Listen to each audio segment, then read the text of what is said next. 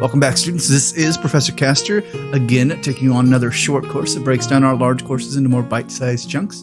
Also, I apologize for the sound quality of the actual recording itself. The intro and outro to this particular short course was recorded after the course was actually done. So it's a little bit quieter, but I think we will be all right. So let's begin. Una, the Skyhunter, Circle Black-clad Warlock. No longer a junior druid learning the ways of the world, Una has grown into a powerful member of the Circle Orboros. Through her time tending the various griffin roosts of the Circle, she has developed an unparalleled affinity with the winged beast and employs them to wrest the skies from any who oppose her upon the newly acquired territories.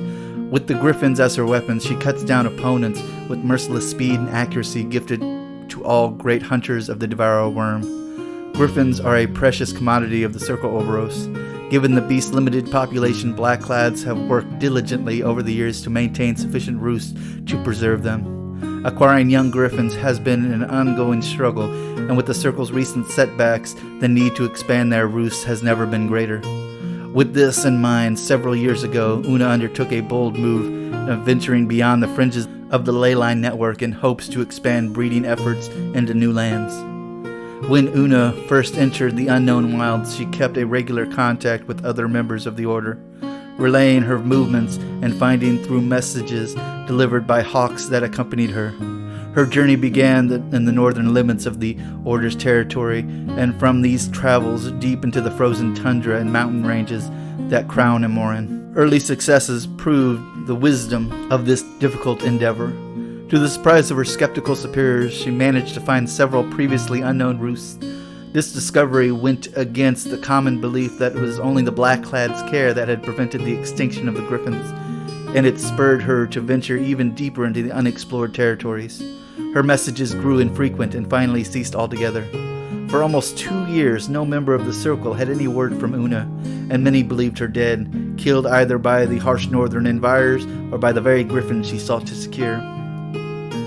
The Order resigned itself to yet another loss, and the Una's territories and responsibilities were given to the others to manage. Then one day she reappeared from the northern borders of omnipotent Delakov's domain, possessed of a new confidence and mature power. During her time in isolation, Una refined her arcane command over the elements. She is now able to call upon the howling gales and updrafts of the highest mountain peaks to shape the flow of battle and cut apart her foes with the wind's razor edge. While Una has said little about her travels beyond the reach of the Order's territory, her eyes are now more distant and cold than ever.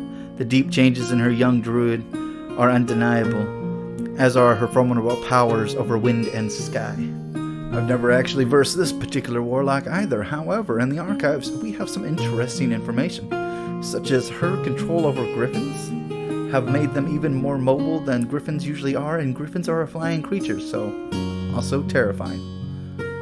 Also, fun fact, when they say she uses the wind as a weapon, they're not kidding. Her wind is the weapon. It's not like a bow. It's not like a gun. It's literally the wind.